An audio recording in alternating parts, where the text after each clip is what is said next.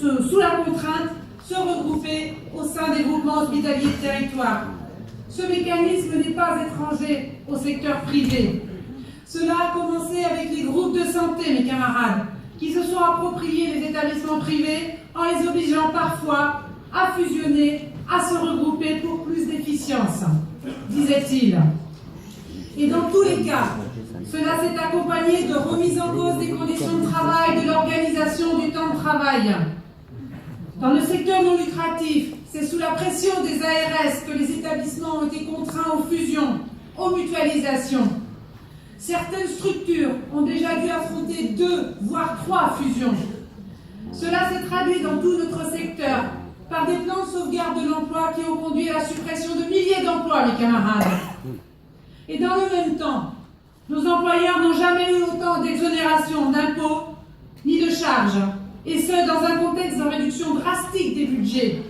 Preuve en est que dans le projet de loi de finances de la sécurité sociale pour 2017, qui accorde aux employeurs du secteur non lucratif un crédit de taxe sur les salaires, soit 600 millions d'euros en moins pour les caisses de la protection sociale, mes camarades. Et ce, dans un souci d'égalité avec le secteur commercial qui lui bénéficie du CICE, le fameux crédit impôt compétitivité emploi. Demain, notre secteur sera-t-il obligé d'intégrer les GHT?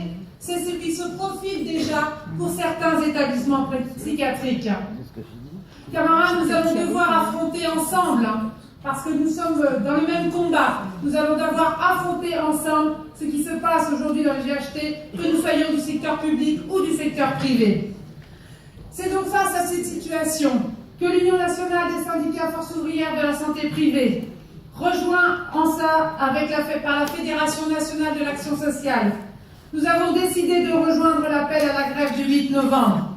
Camarades, ce combat, c'est la poursuite du combat contre la loi travail, contre la politique d'austérité. Alors, fort de ce que nous avions réalisé pendant toute la période de début d'année avec la CGT et Solidaire, nous avons alors fait un appel commun pour ce 8 novembre pour exiger des augmentations de salaire, le maintien et l'amélioration de toutes nos conventions collectives, l'abrogation de la loi travail, l'abrogation de la loi Touraine, l'arrêt des suppressions de postes et des licenciements. Nous ne lâcherons rien, mes camarades. Vive la Fédération!